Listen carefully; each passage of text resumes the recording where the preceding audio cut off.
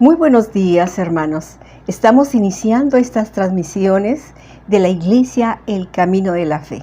Muchas gracias por recibirnos y todos sean bienvenidos. Como todos los domingos estamos transmitiendo a partir de las 11 de la mañana, hora centro. Queremos darle la gratitud a todo el pueblo de Dios, particularmente a nuestros hermanos del Camino de la Fe. Gracias, hermanos, por su apoyo, gracias por sus oraciones, gracias por ser solidarios. Y qué bueno que esta mañana usted y yo nos gozamos delante de Dios para que juntos mucha gente pueda alabar y bendecir el nombre del Señor. Gracias a nuestros hermanos, gracias al auditorio, a nuestros amigos que nos acompañan. Y yo quiero iniciar esta primera parte con un pasaje de la Escritura que lo encontramos en la carta del apóstol Pablo a los Romanos, en el capítulo 10, de los versos 13 al 17.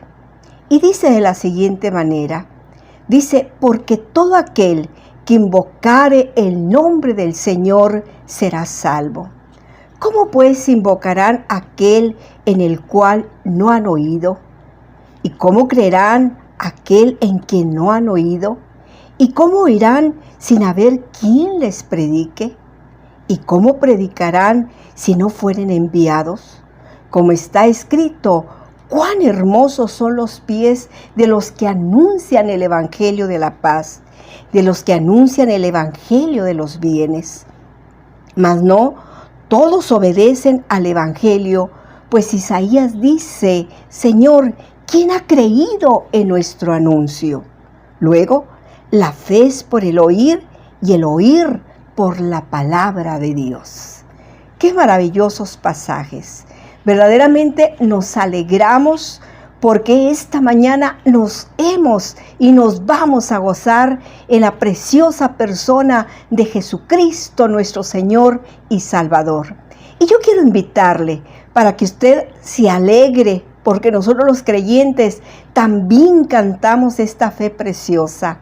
También nos alegramos de la salvación que hemos recibido y podemos decir, hay poder en Jesús. Y a su nombre le damos la gloria. Yo le invito para que con gozo, con alegría, allí desde su hogar, usted nos acompañe y también nosotros aquí vamos a cantar, vamos a alabar y vamos a bendecir el nombre del Señor con todo nuestro corazón, sabiendo que Dios está con nosotros. Así que hágalo con gusto y dígale, hay poder en Jesús.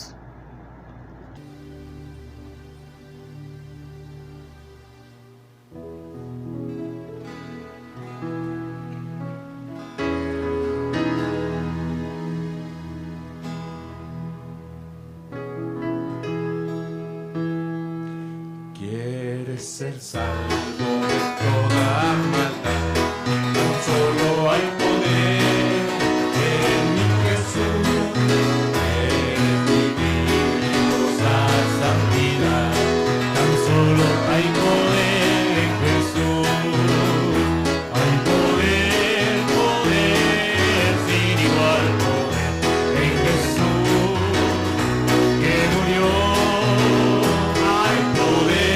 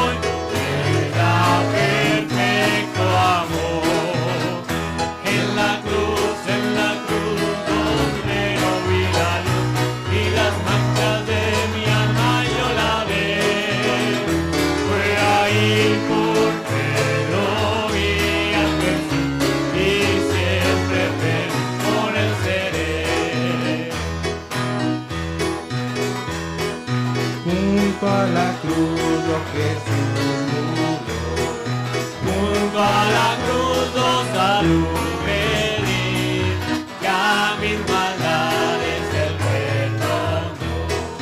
A su nombre gloria, a su nombre gloria, a su nombre gloria, ya mis maldades Él perdonó. A su nombre gloria, junto a la cruz donde le busqué, cuán admirable perdón me dio, ya con Jesús siempre viviré. A su nombre gloria, a su nombre gloria, a su nombre gloria, ya mis maldades Él perdonó. A su nombre gloria, fuente preciosa de salvación, qué grande gozo yo pude hallar al encontrar en Jesús perdón. A su nombre gloria, a su nombre gloria, a su nombre gloria, ya mis maldades Él perdonó. A su nombre gloria, tu pecador que perdido estás, hoy esta fuente ven a buscar, paz y perdón encontrar podrás. A su nombre gloria, a su nombre gloria, a su nombre gloria, ya mis maldades Él perdonó. A su nombre gloria. Muy bien, mis hermanos, no hay duda que esta mañana nuestros corazones se han alegrado al cantar, adorar al Señor, a nuestro Salvador Jesucristo.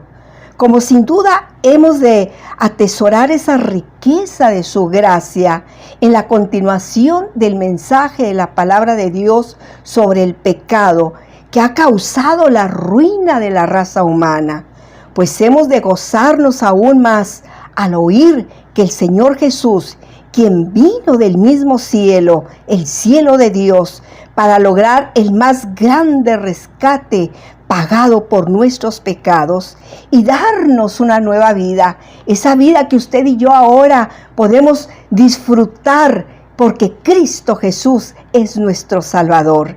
Y ahora voy a dejar este lugar a nuestro pastor, nuestro hermano Natividad Ramos Ramos, para que usted disfrute este mensaje. Hágalo con reverencia y no olvide que la fe viene por el oír y el oír por la palabra de Dios. Dios les bendiga. Mi hermano, por favor.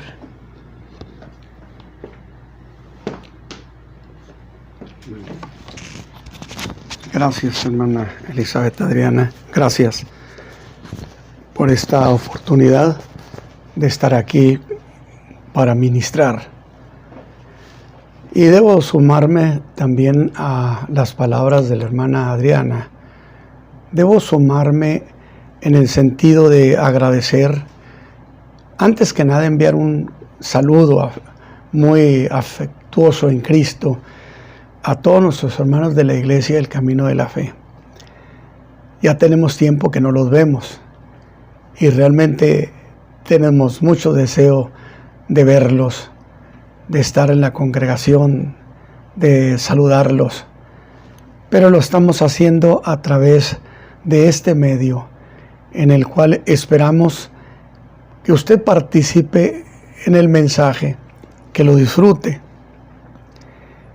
Y por lo tanto, esta mañana yo voy a continuar con la idea de la salvación que Cristo logró al vencer o al pagar nuestros pecados en la cruz del Calvario. Y antes de entrar al mensaje, yo quiero hacer un comentario que le he llamado la infraestructura del mensaje. Es decir, decimos que Adán pecó. Pecado que empezó por una conversación manejada muy hábilmente por la serpiente, por Satán. Eva quiso hacer una buena conversación, pensando que sacaría ventaja de ello, aprendería nuevas cosas, tendría una idea más amplia de lo que ellos tenían en la fe que Dios les había otorgado. Sin embargo, esa conversación se convirtió en el medio, en el conducto por el cual fue convencida, y esto llegó hasta Adán, que desobedeció a Dios. Y de inmediato, cuando ellos cometieron esa equivocación, ellos fueron expulsados del huerto. Pero más que todo, yo quisiera señalar esta cuestión. El pecado es un problema judicial. Ese es el detalle que a veces se pasa por alto. Por consecuencia, es un asunto penal. Y por lo tanto, involucra la presentación de los hombres ante un tribunal, el tribunal de Dios, de donde saldrán, por un lado, habrá juicios anticipados a la gente, a los creyentes, donde saldremos bien librados porque creemos en aquel que pagó nuestros pecados. Y por otro lado, habrá quienes, una inmensa mayoría, no saldrán bien librados porque serán condenados. Y cuando hay una condena, hay sentencia. Y cuando hay sentencia, entonces se ejecuta. Y la Escritura dice que los hombres serán lanzados al lago de fuego. Lo que signifique el lago de fuego, lo que signifique, para no entrar en apreciaciones que no podemos definir con toda claridad. Y precisamente, ya que es un asunto judicial, la obra de Cristo en la cruz del Calvario fue también un asunto judicial. Es decir, yo lo he presentado de esta manera la idea. Cristo Jesús se presentó a la cruz del Calvario como un hombre, como el hombre más desvalido, el que no tiene de qué echar mano. La Biblia lo enseña. Herido fue por nuestras rebeliones, molido por nuestros pecados. Y la razón es judicial, porque Cristo tenía que vencer a Satán en representación de la raza humana, el nuevo Adán, porque el otro Adán, el primero, fue vencido por Satán, vencido precisamente porque la batalla se dio como un hombre que no tiene de qué echar mano. Es decir, Adán no tenía poderes, era un hombre común, si pudiéramos decirlo. Y Satán lo venció a él en ese carácter. Por lo tanto, Jesús, si quería vencerlo, tenía que vencerlo en calidad del hombre, que no tiene nada de qué valerse. Consecuentemente, en la cruz del Calvario, el Señor Jesús no tenía por qué ejercer sus poderes divinos para mitigar su dolor. Que yo lo he dicho, si Jesús hubiera usado su poder para mitigar su dolor, el diablo hubiera gritado en el cielo, ¡fraude! Pero Jesús, el Hijo de Dios, el hombre, fue a la cruz del Calvario como el hombre que no tiene nada de qué valerse. Y probó como hombre hasta la última gota. Y por lo tanto, puedo decir que la muerte de Cristo se convirtió en un asunto legal, porque venció a Satán con toda legalidad. Y nuestra salvación es un asunto legal, que nadie lo puede echar para abajo. Esta es una idea que a veces no la tenemos muy a la mano, en el sentido de que fue un asunto judicial. De tal manera que nuestra salvación tiene ese carácter legal. Y yo voy a leer un pasaje de la Escritura. La semana pasada abordé la cuestión del pecado, qué es el pecado, frente a qué se da el pecado, frente a los mandamientos de Dios dijimos, pero luego planteamos qué tan verdadero, tan propio o tan justo es que Dios establezca mandamientos. Y entonces también eso lo tratamos porque dijimos que Dios justifica lo que Él dice. Y hablamos de eso, no voy a repetirlo. Y esta mañana yo quiero enfocar más que todo, no al hombre pecador o al pecado, a la doctrina del pecado, sino a la persona de Jesús, que es el Salvador. Es decir, hemos puesto el pecado y ahora ponemos a Jesús en esta cuestión del pecado, porque Él es el que salva del pecado. Y hay un pasaje en la Escritura, en la carta del apóstol Juan, primera carta, capítulo 4, versículo 10, diciendo: en esto consiste el amor. ¿Por qué? Porque la iniciativa de ser salvos no fue de nosotros. Nosotros no lo andábamos buscando a Dios. Dios nos buscó a nosotros. Que nunca olvide eso. La iniciativa siempre ha sido de Dios. Sino que, fíjese bien, no que nosotros le hayamos amado a Dios, sino que Él nos amó primero y ha enviado a su Hijo en propiciación por nuestros pecados. Propiciación, qué hermosa palabra, que significa cubrir.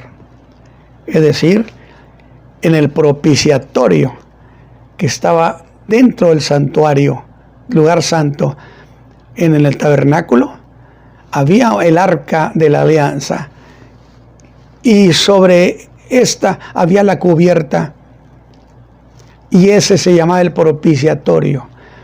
Adentro del arca estaba el maná, estaban los mandamientos de Dios y estaba la vara de Aarón.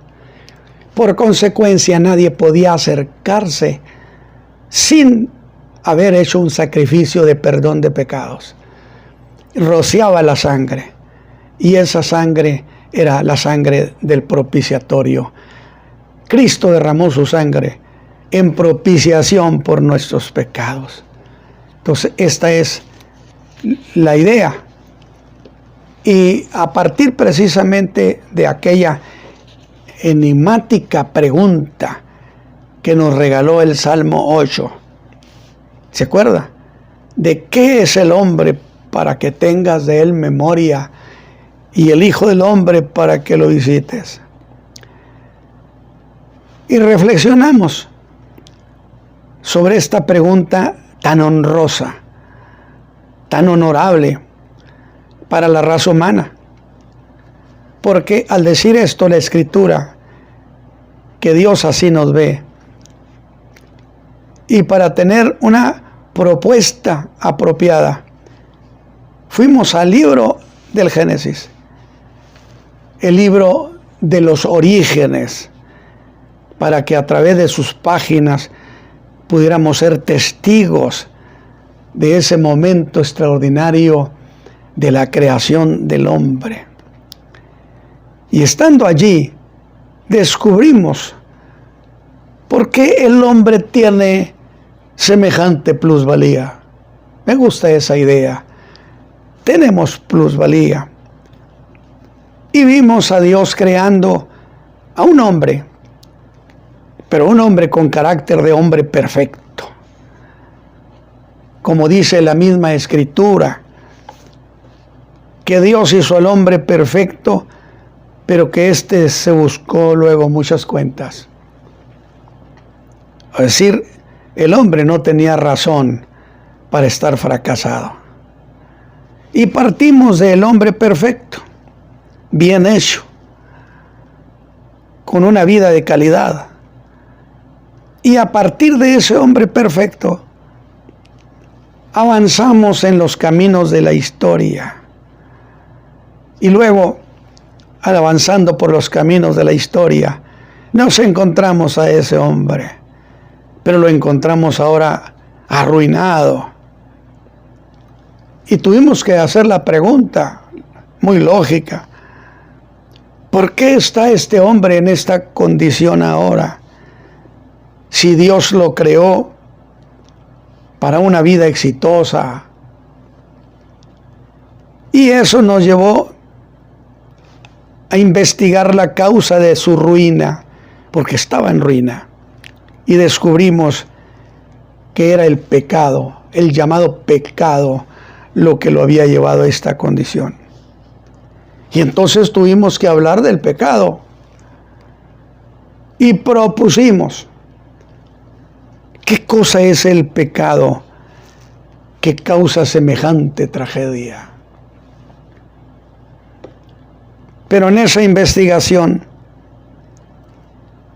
de la ruina que el pecado produce en el hombre o puede llevarlo, tuvimos que preguntarnos si el pecado es capaz de hacer eso en el hombre. Pues qué cosa es el pecado, pero principalmente quién puede resolver este conflicto, este mal. Y necesariamente para contestar a esa pregunta de quién puede resolver ese conflicto, tuvimos que llegar a Jesús, llamado el Cristo, quien en la cruz, al darse en pago por nuestros pecados, resolvió para siempre este conflicto. Y al hombre lo sacó de su ruina. Esa es la síntesis, corazón del Evangelio de Jesucristo. Es decir, la razón por la cual el Señor Jesús dejó su trono de gloria y vino a este mundo fue precisamente por causa del pecado que había arruinado a la raza humana. Y se decidió venir a rescatarlo. Y es la razón por la cual decimos que esta historia, pecado, Jesús, es el corazón del Evangelio de Jesucristo. Si no se habla del pecado y no se habla de quién resuelve el problema del pecado, usted no está frente a un evangelio verdadero.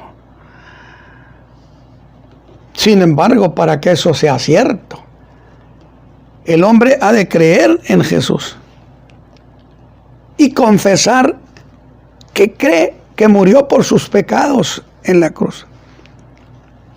Y que si murió por sus pecados, también ofrece perdón. Y el hombre tiene que aceptar que Cristo perdone sus pecados. Porque, escúcheme bien este punto, porque es un punto importante. Jesús pagó a la justicia divina la deuda tan grande que el hombre tenía con la justicia. Yo hice hincapié en este detalle, que hay una corriente que afirma que el pago se le dio a Satán. No, señor. La deuda el hombre la tenía con la justicia divina.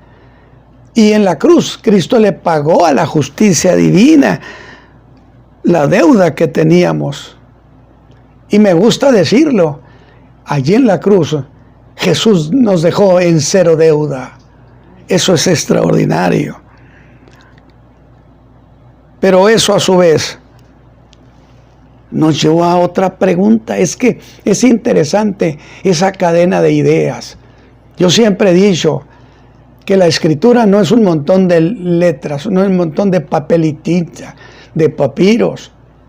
No, la escritura es Es son muchas ideas y conceptos. Es un cuerpo de ideas y conceptos que los hermanos, los creyentes, los hombres, debemos de entenderlos. Y la pregunta que tendríamos que hacernos, ahí tenemos a Jesús que pagó, la justicia aceptó el pago, y nuestros pecados son perdonados si lo invocamos, si creemos en Él. Entonces tenemos que decir, pues ¿quién es Jesús que perdona los pecados? ¿No le parece una idea preciosa? Pero más que eso, preguntar, y esta es clave, pues ¿quién es Jesús que la justicia divina aceptó su sacrificio como pago absoluto? Porque muchos hombres podían ser crucificados, incluso llamarse Jesús. Los Joshua estaría lleno.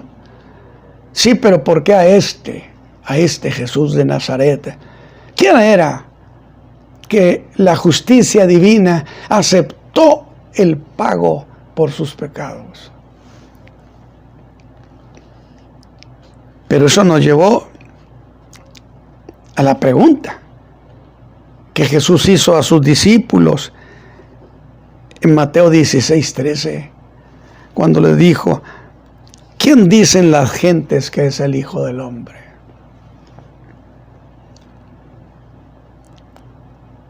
Pregunta extraordinaria. ¿Quién dicen las gentes que es el Hijo del Hombre? Mismo que la diremos de otra manera, solamente a secas, ¿quién es Jesús? ¿Quién es Jesús que ha cambiado tantas vidas a través de los siglos? ¿Y quién es este Jesús? Que es el único capaz de salvar. Amén. Usted no puede ir a otra persona para salvárselo. Jesús es el único, pues ¿quién es?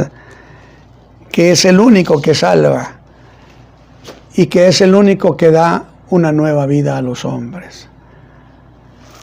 Aunque, y le voy a decir esto, aunque su vida ahorita mismo esté hecha a pedazos, yo tengo una manera de decirlo, aunque su vida esté hecha a pedazos, ¿sí?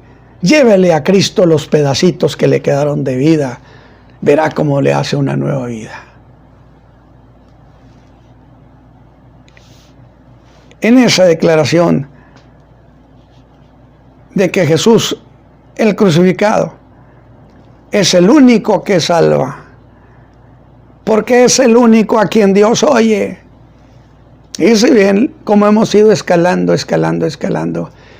¿Por qué Jesús es el único que salva?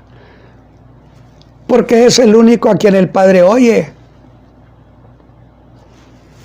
El Padre puso todas las cosas debajo de sus pies. Entonces, a usted no le conviene ir a otros supuestos salvadores. Usted vaya a Cristo Jesús y Dios lo oye. Y es el único a quien usted debe de pedir a Dios a través de Él. Porque Dios ha establecido que no oirá a nadie más que a Él. Y si usted lo hace de ir a Dios para pedir perdón, dígale al Padre que lo está haciendo en el nombre de Jesucristo, su Hijo. Estas aclaraciones apoyan toda la doctrina que se conoce como la doctrina de la salvación. Si usted ha ido conmigo, mi amigo, yo he hecho 2 declaraciones. Una, que Jesús es el único que salva. Y eso nos lleva necesariamente a hablar sobre su persona. Y la otra, de que Dios a Él lo aceptó.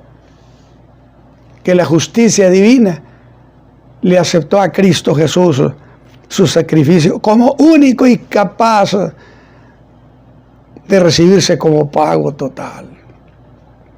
Que ya lo hemos dicho en alguna ocasión. Es interesantísimo. Nuestra deuda con Dios era infinita, porque Dios es un ser infinito. Y los seres humanos no tenemos capacidad para un pago de una deuda tan alta, infinita. Inclusive, Dios le concedió al hombre el derecho de autorredimirse, si es que tenía con qué. Pero nos declaramos insolventes, incapaces, y entonces Dios nos mandó un Redentor. Y aquel que era infinito se hizo uno de nosotros, se hizo finito y pagó nuestra deuda infinita. Por lo tanto, no existe otro que pueda salvar. Él satisfizo la justicia y ganó para nosotros el perdón. Decía ahorita la hermana Adriana hace un rato que la iglesia no solamente predicamos la palabra, también la cantamos. Cantamos esa hazaña tan hermosa. Así que yo digo, pues veamos más de cerca al que salva del pecado.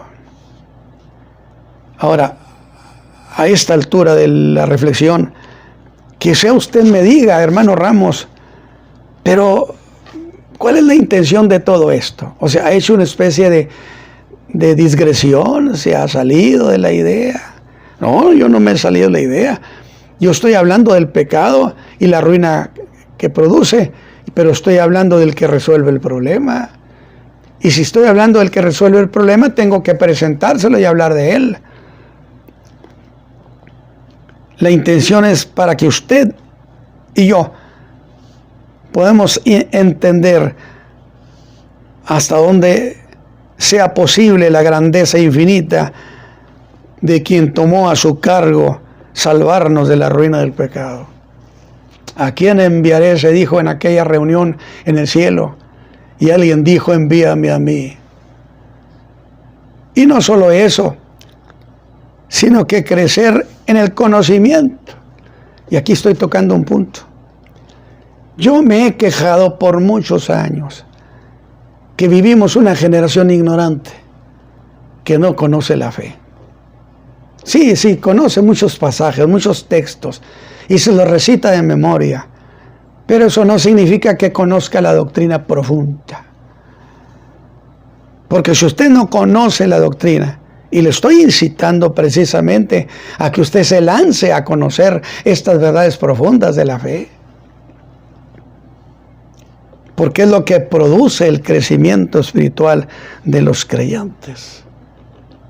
Eso lo dice Pedro en 2 de Pedro 3:18, que podemos conocer estas verdades. Y escúcheme bien, jamás un creyente podrá crecer en Cristo si desconoce estas profundas verdades. Que no se las aprenda de pasadita. Yo estoy animando a la iglesia, a los creyentes de esta generación, a que investiguen profundamente, a que entiendan los conceptos de la fe. Como dijo Pablo a los Efesios, para que podáis entender cuál es mi inteligencia en Cristo, para que ustedes sepan qué tanto entiendo de la persona de nuestro Salvador. Porque el que entiende la doctrina, no el que se aprende muchos textos, el que aprende y desglosa la doctrina, le entiende, crece en Cristo Jesús. Usted, estoy diciéndole que vaya más allá de lo que ha ido. Porque normalmente esta generación, con más que me diga usted, no me podrá probar que esta generación vive una fe de superficie. Creyentes que van rozando el suelo, caminando muy cerca de los que no son creyentes. Porque no conocen quién es su Salvador.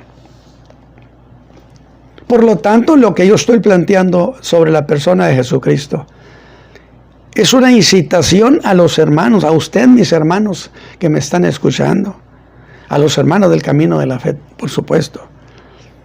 A pesar de que por tantos años, más de 20 años les he predicado y enseñado. Y yo le voy a confesar algo. En estos más de 20 años nomás yo predico en la iglesia. Y no porque trate de ser exclusivista, porque quiero asegurarme que lo que se enseñe esté apoyado por la Escritura. No permitiré que nadie les lleve alimento echado a perder. ¿Sabe por qué? Porque además un evangelio diluido y distorsionado no salva a nadie. Porque lo que salva es la verdad. Y la verdad en toda su pureza. Así que les invito a que dejen la leche espiritual, ¿sí? Y que vayan más lejos a lo que implican estas verdades de lo que Pablo llamó el misterio escondido en Dios. Un misterio eterno que estaba escondido en el corazón de Dios, donde nadie puede penetrar ni descubrirlo. Porque dice que solamente el Espíritu de Dios conoce lo profundo de Dios. Pero cuando Dios salvó a Pablo, el Señor Jesús le explicó el misterio. Maravilloso. Por eso sostengo cómo me gustaría que usted fuera paulino en términos de doctrina. Aunque sabemos que en términos de fe personal debemos ser eminentemente cristocéntricos. Porque aunque Pablo era extraordinario, Pablo no murió por mí en la cruz del Calvario, murió el Señor Jesús. Entonces estoy haciendo a través de este mensaje una convocatoria urgente. Porque estos tiempos que se avecinan requieren creyentes que conozcan la fe para que no les tiemblen las piernas. Para que sepan en quién han creído. Y permíteme entonces que vuelva y le recuerde que en un mensaje de este tipo tomé el pasaje de Miqueas capítulo 5. Fíjese, estamos diciendo acerca de, pues, ¿quién es ese a quien el Padre lo oye nomás a él? ¿Quién es ese a quien la justicia divina le aceptó y a nadie más? Morir por los pecadores. Miqueas 5 dijo que en Belén habría de nacer el guiador de Israel, que allí nacería un niño. Y cuando era un joven predicador yo decía, ¿y eso qué tiene de raro o de particular? Pues ¿cuántos niños habrán nacido allí? Muchos, incluso con el mismo nombre. Y es entonces cuando Miqueas nos habría de decir, es muy cierto. Es cierto, hermano Ramos, hermano del camino de la fe, hermano del auditorio, que muchos niños han nacido allí. Pero este del que yo estoy hablando, dice Miqueas, alabado sea Dios, nomás, piense lo que yo le voy a decir. Este es uno que existió antes de haber nacido. Qué maravilloso.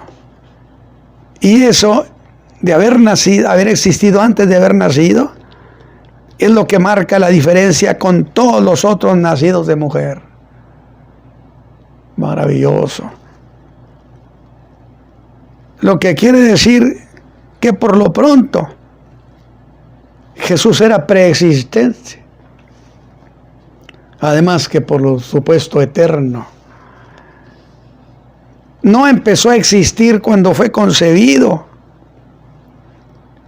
Y ese detalle ya de por sí lo hace único a ese que escaló la cruz del Calvario. A ese que la justicia divina te aceptó el pago. ¿Por quién? Por todos. Y allí quedamos incluidos nosotros. Y si gozamos de un perdón, es porque Él fue capaz de perdonarnos. Eso dije ya de por sí, lo hace único. Único porque ¿de quién se ha dicho alguna vez semejante cosa? Jesús no es un recién llegado. Mi Salvador no es un recién llegado. Por eso yo digo, Él es mi Salvador eterno y yo soy un viejo conocido de Él, porque desde la eternidad pensó en mi salvación. Y un día fue ejecutada con precisión el año 1962. ¿No se alegra usted de esto? Mire usted de quién estamos hablando. Jesús no es cualquier cosa, mi amigo. Mi hermano, usted enorgullezcase de este Salvador tan precioso, que existía antes de haber nacido. Y ya con solo eso, se proclamó como Salvador del hombre, estaría en ventaja sobre cualquier otro nacido de mujer. No me he disgregado del tema. Estoy diciendo, miren el pecado, la ruina que causó. ¡Qué tragedia! Y esto parece que no se arregla. Pero entonces diríamos, volteemos de este otro lado. Miren quién está aquí, el que resuelve el problema del pecado. ¿Quién es? Pues es Jesús de Nazaret, el mismo que escaló la cruz del Calvario, el mismo a quien la justicia divina le aceptó.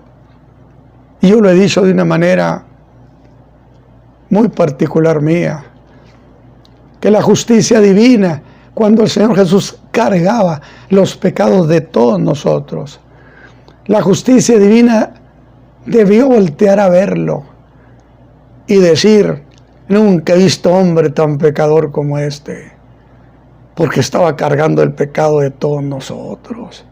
Él cargó con toda la culpa.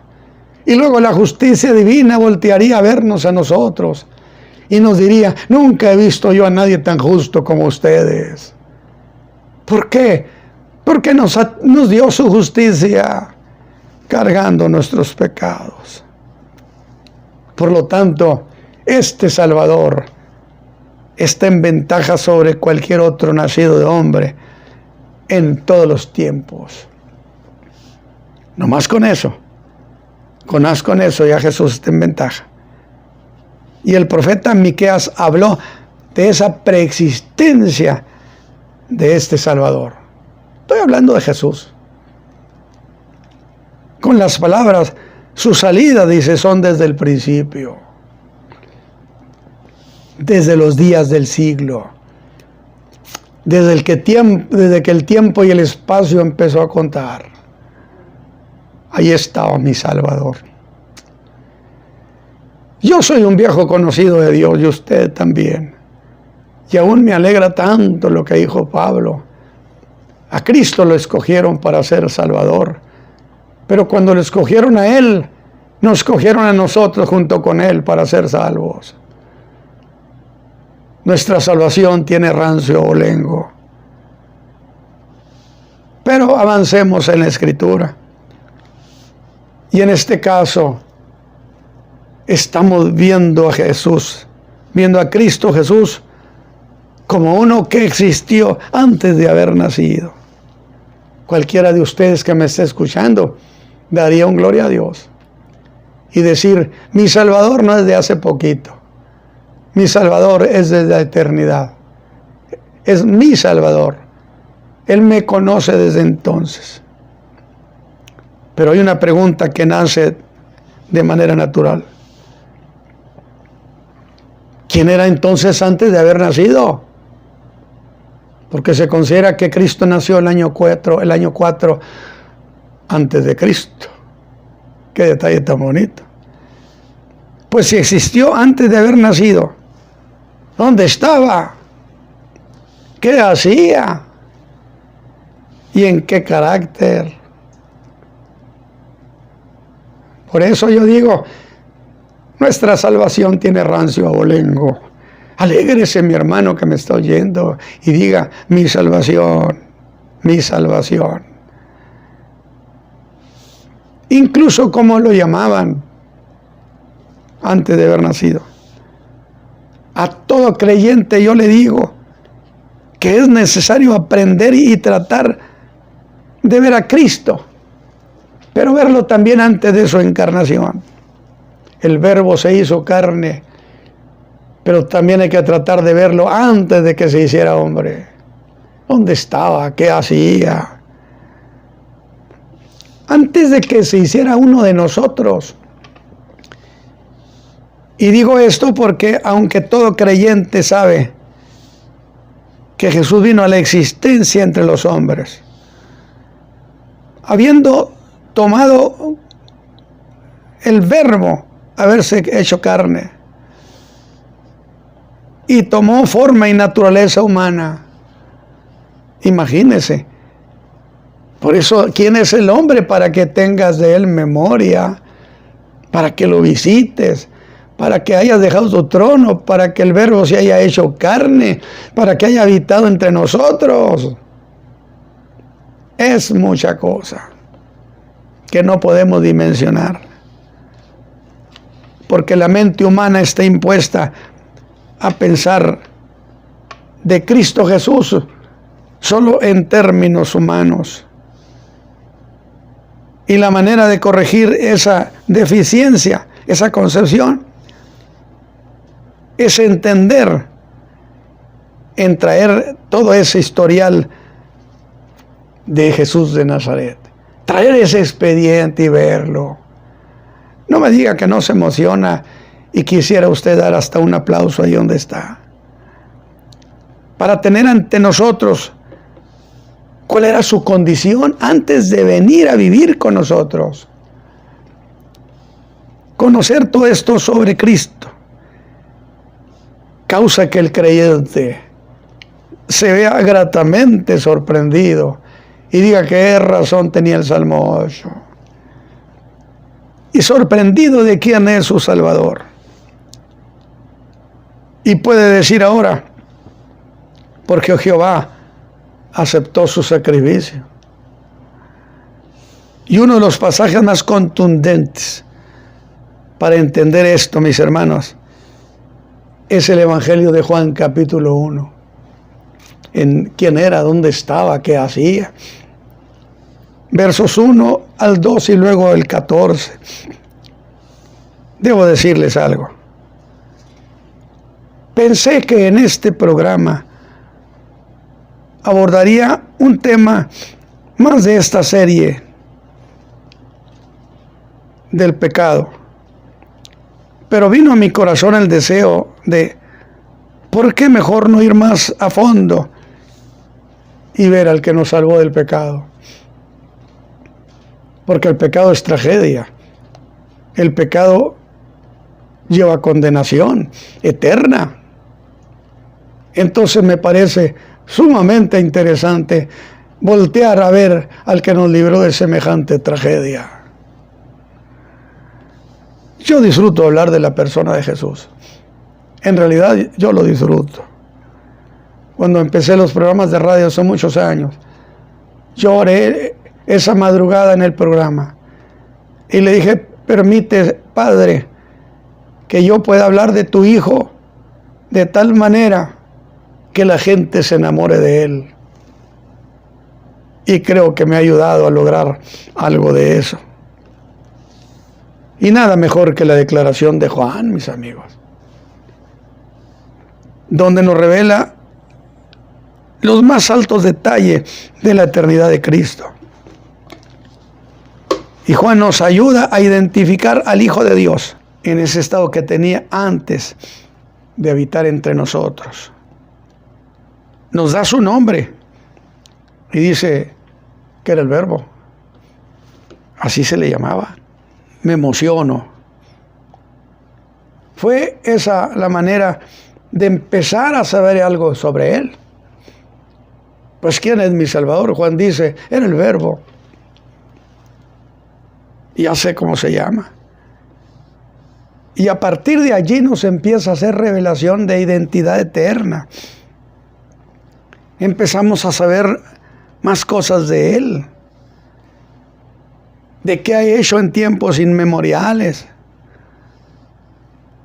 Sabemos que tomó el nombre de Jesús. Jesús se llamará porque salvará al pueblo de sus pecados. Y Juan, inspirado por el Espíritu Santo, nos dice, se llamaba el Verbo.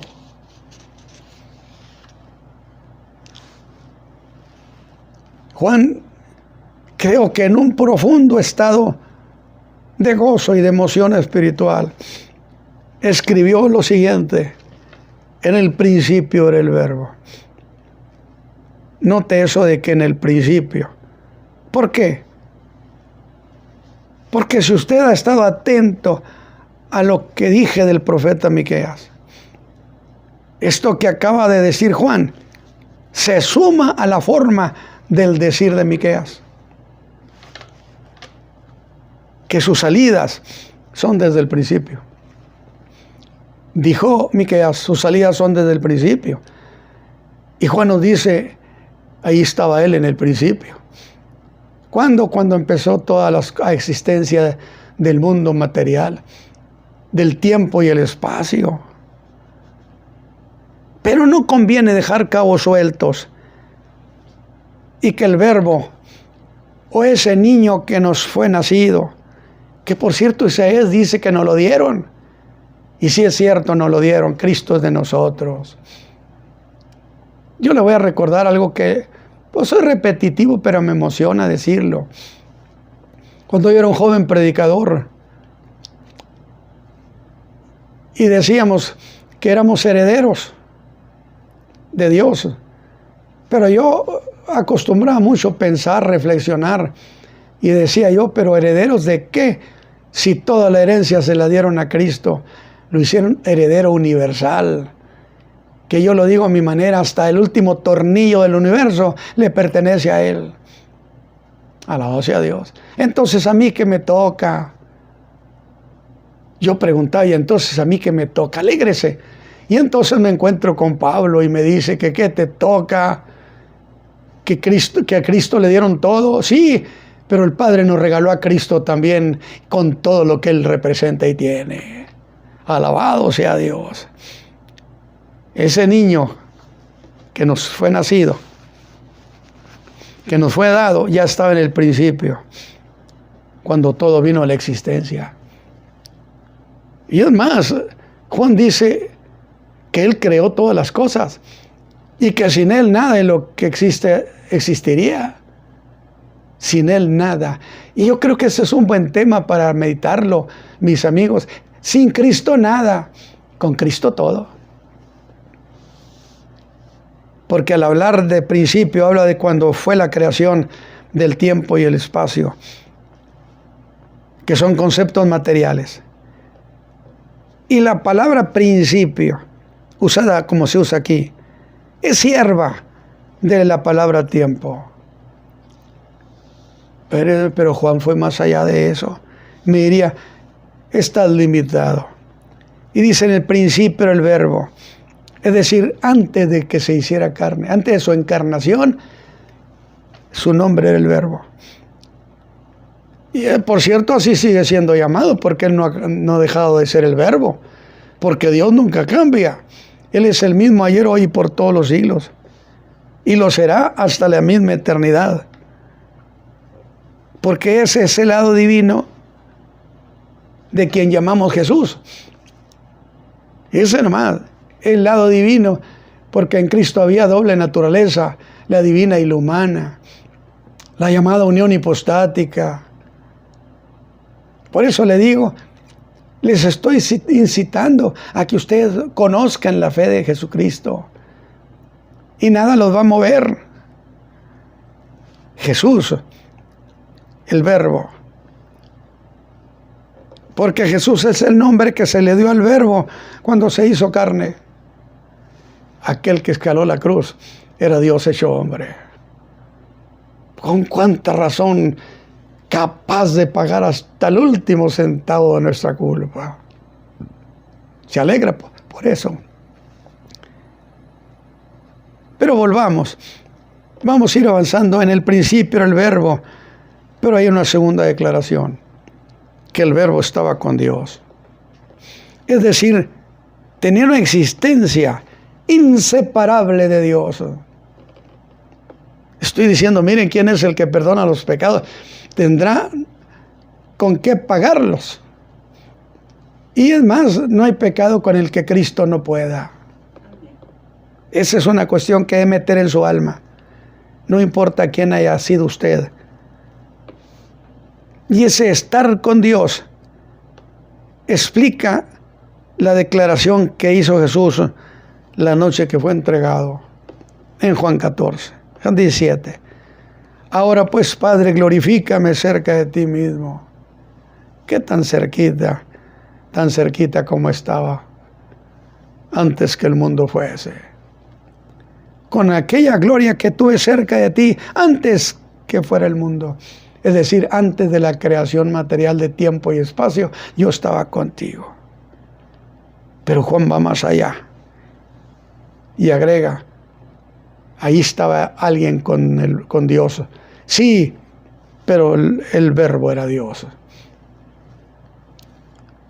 Ese verbo que no solo estaba en el principio, estaba con Dios. Es razonable entonces que lo perdonen sus pecados.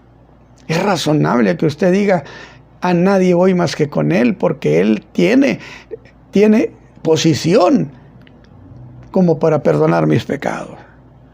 Pero si eso fuera poco, sigue dando más detalles que usted esta ocasión debe producirle, ¿sí? Gozo y alegría. En los programas de radio mucha gente nos pedía que oráramos por ellos, por sus problemas personales. Y lo hacíamos.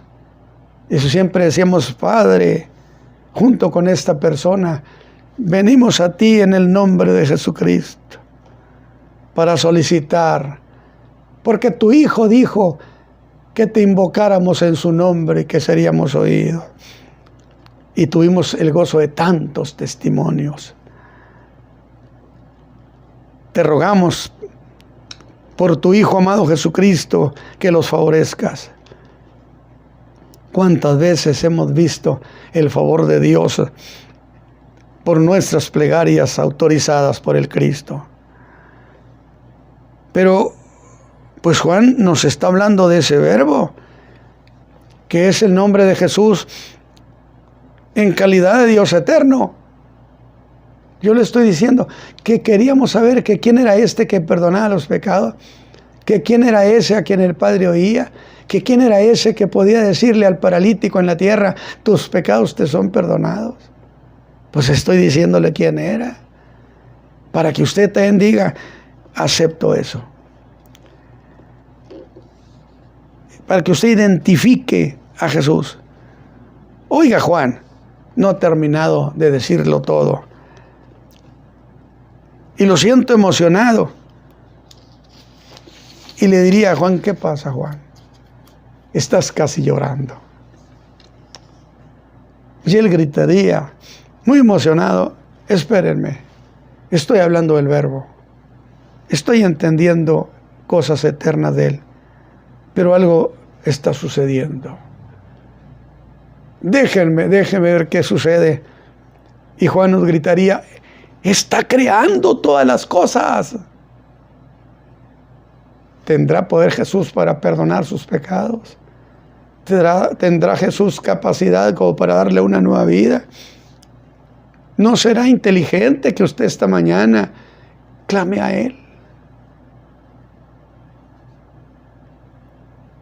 Hay muchos seres gloriosos, como son los ángeles, pero esto no ha terminado.